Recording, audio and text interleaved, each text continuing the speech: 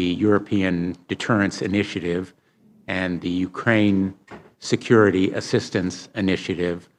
There is $200 million for the Ukraine Security Initiative, $50 million above the President's request from the previous year.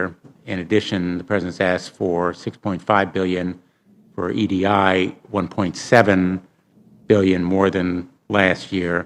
I assume, I hope, that you would agree these investments in our defensive capability are important in Ukraine because they demonstrate resolve against Russian aggression there. We urge Russia to cease its destabilizing activities in Ukraine. I have advocated for sometimes strong measures to deter and counter the blatant Russian aggression in Ukraine and around the globe, the assault on democracies through cyber and disinformation. But Ukraine is a blatant, ongoing instance of physical force that violates standards of common decency and norms of international law. The obligation of the United States to provide lethal military assistance, I think, is clear.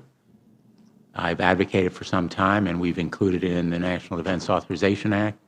The Department of State has cleared the sale of Javelin anti-tank missiles to Ukraine, which is a long overdue move to increase Ukraine's defense capabilities.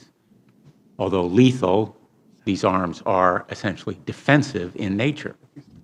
Would you agree with me that more of these type of weapons are necessary to deter and counter Russian aggression against Ukraine?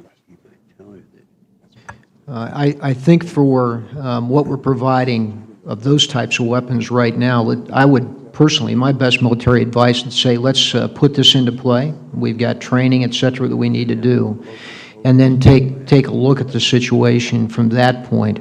There is more, and there is equipment that they can use effectively that we in UCOM will continue to advise Congress and provide our best advice for what will help them most. Sure.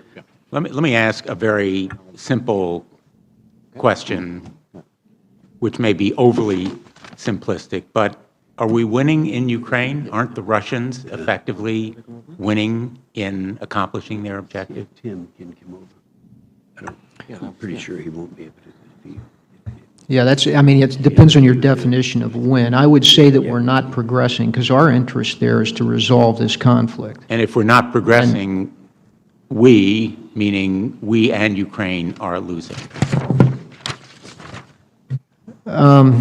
I don't know that I would say we're losing. I would say, again, we're not progressing. We're more or less at a stalemate in where we're at. If you look at Ukraine, the reason I would say we're not losing is Ukraine's forces, for instance, are steadily getting stronger and much more confident.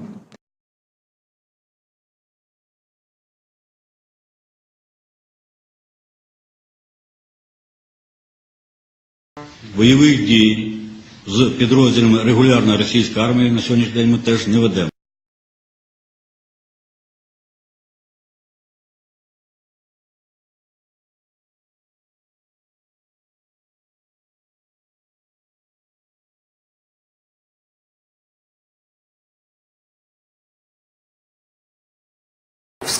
Many were quick to claim that it's Russia's doing. What seems to be happening on the ground, Haller, is that Russian troops are pushing in from Russia. The story that was spun out of control, 16,000 troops deployed by Russia in Crimea. These are some of the headlines screaming about the alleged presence of thousands of Russian troops. Зокрема, до речі, я можу сказати, що з початку воєнного конфлікту нами віддокументовано участь 56 росіян. 56 громадян Росії, які воювали проти нас.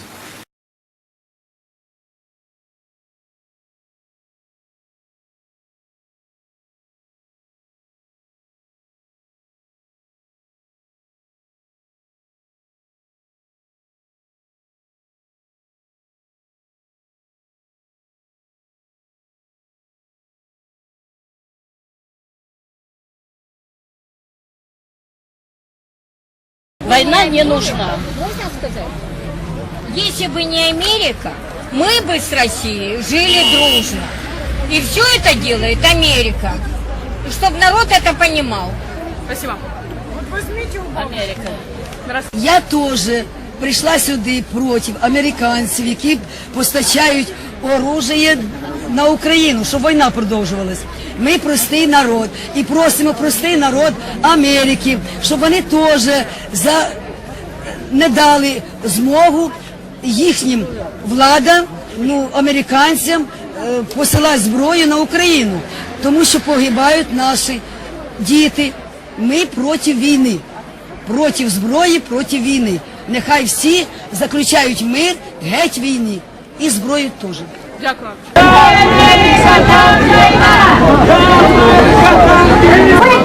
Уявіть собі, що на Донбасі гинуть люди, а ти тут і ваші брати, і сестри, і діти, і батьки.